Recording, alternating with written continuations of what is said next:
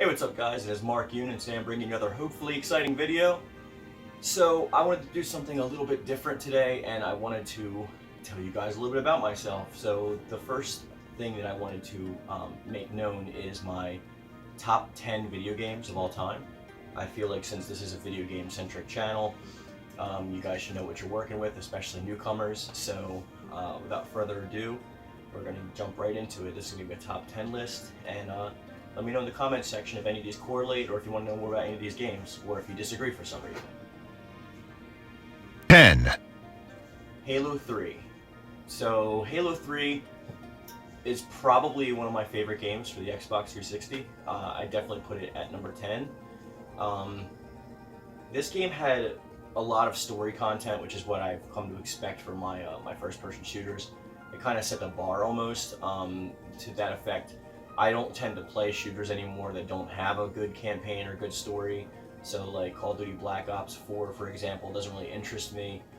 I want to play a game that even when the servers are shut down, knowing that my money that I spent on that game is going to be utilized. So I tend to veer away from those kind of games. And especially when the games have co-op, that's especially my bread and butter right there. So I have so many hours logged into Halo 3 with my brother, with my friends, like so much, arguing over like who gets to be the Arbiter, who gets to be Master Chief, and then that's not even including the versus maps, which are incredible, especially in Halo 3 where you can actually use vehicles and such. It was a little bit different from Halo 2 in that regard, but it's definitely going to be one of my favorite games of all time, and that's why it's on this list. 9. Naruto: The Broken Bond for the Xbox 360. Now this one coming in at number 9 is a little bit more obscure of a title. It comes from the fighting series from the Xbox 360 exclusively, the first one being Clash of Ninja. This one, The Broken Bond, was a little bit better. It had actual co-op in the story mode, so you can choose from an array of characters that they provide, and the thing I liked about it most is that it was very tactical even in the story mode. Like for example, if you needed to find a switch to open a gate to get to the next area, you'd have to utilize Shikamaru's his shadow jutsu, and you need to actually use the controller to veer it under and around things. Not unlike something that you would see with the arrows in Heavenly Sword for the PlayStation 3. I just thought it was really interesting, especially with the combinations. There's tag team battles as well. The fighting mechanics are actually really fun in my opinion.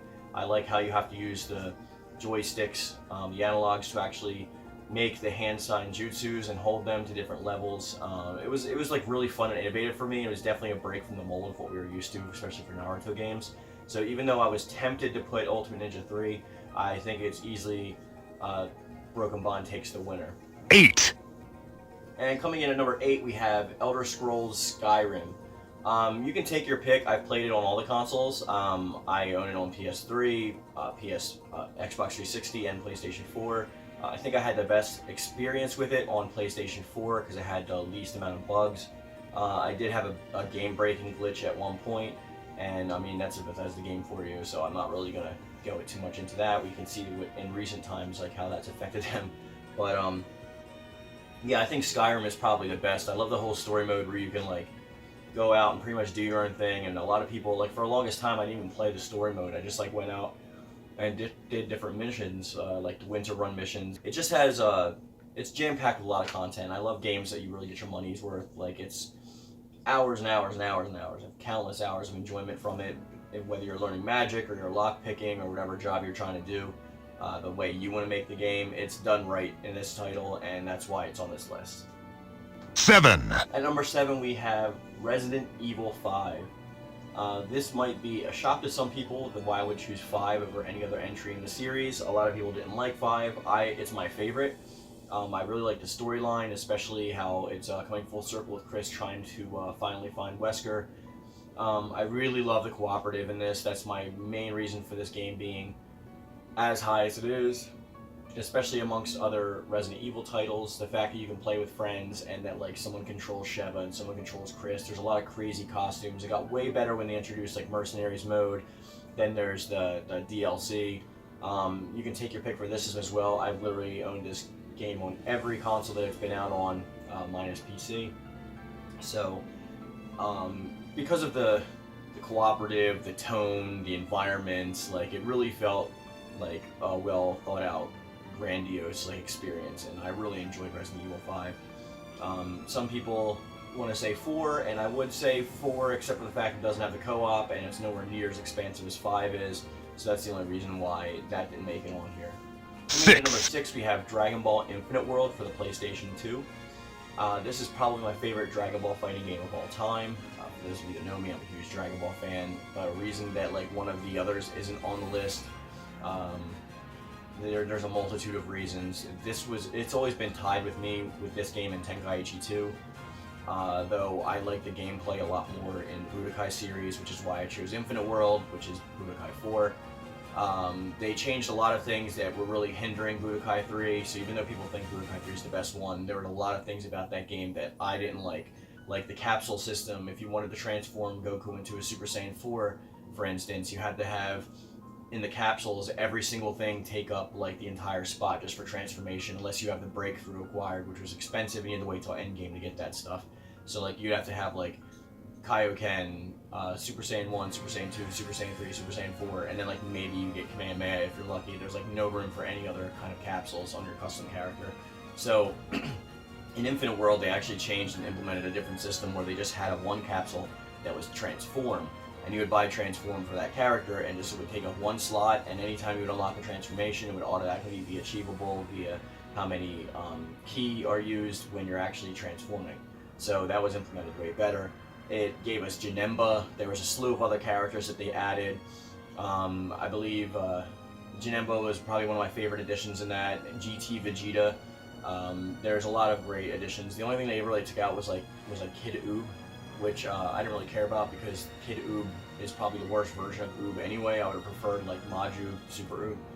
But yeah, there's multiple reasons. They cleaned up the gameplay. They got rid of that horrid Dragon Rush, which I know some people like Dragon Rush. I hate Dragon Rush, so I was really happy when they took that away too.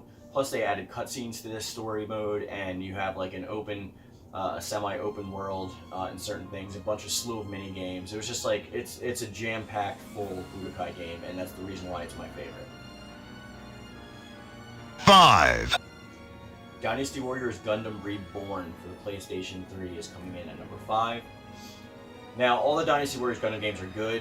I had the least fun probably with the first one, but starting from the second one, they really implemented a lot of great things. If you don't know the Dynasty Warriors games, like the Musu games, as they're called, have really partnered with a lot of anime to create like really fun experiences. For example, we have the One Piece Pirate the Pirate Warriors. We have Fist of the North Star, Ked's Rage. There's just like a bunch of those out there, and they're all really good in my opinion. Probably better, I would say, than the actual Dynasty Warriors games if you like the licensing that it's following. But Dynasty Warriors Gundam Reborn was the latest in the title. There was Reborn 1, 2, and 3, and then Reborn. So Reborn is actually a culmination of like all of them. It's got like the most mobile suits. It had like the most maps.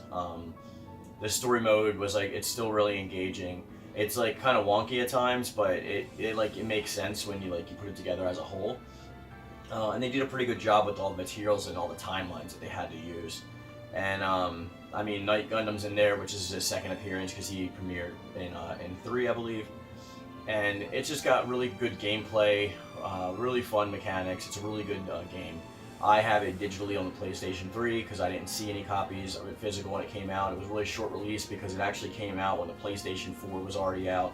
So we have a similar situation where Infinite World, where not many people know about it, but it is a really great game. And if you like that kind of style of games, I highly recommend it. 4. From my previous entries, number 4 is not going to be a shocker. It's Borderlands 2. Pick your console again. Currently I have it on the Handsome Jack collection on the PlayStation 4. But it's another game that's a great shooter. There's like so many different variations of weaponry that you can attain in that game. The co-op is one of the best co-op experiences I've ever had in a game. The characters are great and zany and fun. Though the only qualm that I have with Borderlands that I hope they change in Borderlands 3 or Worlds or whatever they're going to call it is I hope they actually give us a character creating system, because like the characters are pretty much generic anyway, the main cast anyway. So to let us customize them already, just let us create our own characters. I don't care if like we can voice them or you give them a backstory, like they kind of do similarly with Mass Effect. That's fine, as long as we get to you know, maybe throw ourselves in a game for once. And 3. At number 3 is none other than Soul Calibur 3. A lot of you guys are here on my channel because of Soul Calibur, and if you don't know already, Soul Calibur 3 is my favorite iteration of the game. There's a multitude of reasons why. Chronicles of the Sword is probably number 1. It's a really compelling story mode, kind of a similar RPG kind of thing, where you create not only yourself, but your entire crew that you travel with, and anybody that you can meet and recruit, you can edit them and change them to your liking. It's just a really expansive story mode that's really fun as an extra bonus. It's the first Soul Calibur that had created a character and did a really good job on it. This is before they changed the graphics engine that they're using currently. So the graphics do look a little outdated depending on if you're playing it today, but I still get a great kick out of it. Like my PlayStation 2 is hooked up with the HD cords, so it looks pretty good, and it's one of the few games that actually pumps out a 720p, well 720i signal when using the right cords. The fighting's great. I like it more than 2 because of all the extra story modes that they added. The great museum mode, the music as always in any Soul Calibur game is amazing. It's just one of the really good experiences if you really want to get into the Soul Calibur series, or if you're already a fan and you want to like test the waters of other games. I would definitely go with the Soul Calibur 3 for the PlayStation 2. 2.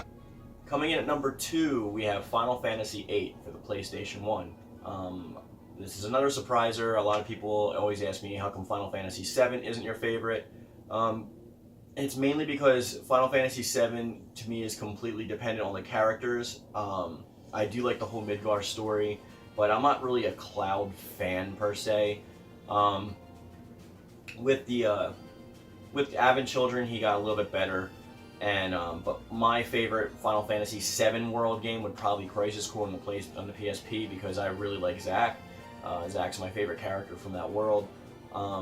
And 7 like was good. It did a good job. Like I really liked it for what it was. I definitely bought it and I had it on my PS1. I had switching the discs and all that. I still own it digitally. I'm looking forward to the remake, but Final Fantasy VIII is my favorite because of the story. Cloud was kind of aloof, but Squall is like in the midst of it. Like he's in the romance, he's in the war, like he's a part of the world. Cloud's somewhat in 7 feels separated and apart from it, like he's the savior coming in to help everybody else, but Cloud is very much, it's surrounding him and Rinoa and his friends. And the whole implementation of the dream world where he's like connected and linked to like Laguna and like their squad, and you constantly go back and forth kind of in a Legends of Dragoon type of way. It's really implemented well. I really like the battle system, I really like the characters, the gun swords are cool. There's not much more to say about it. It's my favorite iterations of some of the Aeons, such as Ifrit is my favorite version in here, Shiva is my favorite version in here, so on and so forth. And then the card battle system is probably my favorite minigame in any game ever, and I've sunk more time into the fighting, into the card game, than probably even the actual game itself. 1. And then coming in at number 1, save for a few bonuses at the end, we have Fire Emblem Awakening on the 3DS. Now, a friend of mine turned me on to this game. I never really played too much of the Fire Emblems before. I believe I played Golden Sun back in the day. But Awakening is such a great narrative. I've played it multiple times. It's one of those games where I'll delete my entire save data, and if you've played the game, it's a massive game. I'll delete my save data just to start over again. There's like, you create your character and the narrative revolves around you. Obviously, there's like other stuff going on. I don't want to spoil the story because you really need to immerse yourself in it.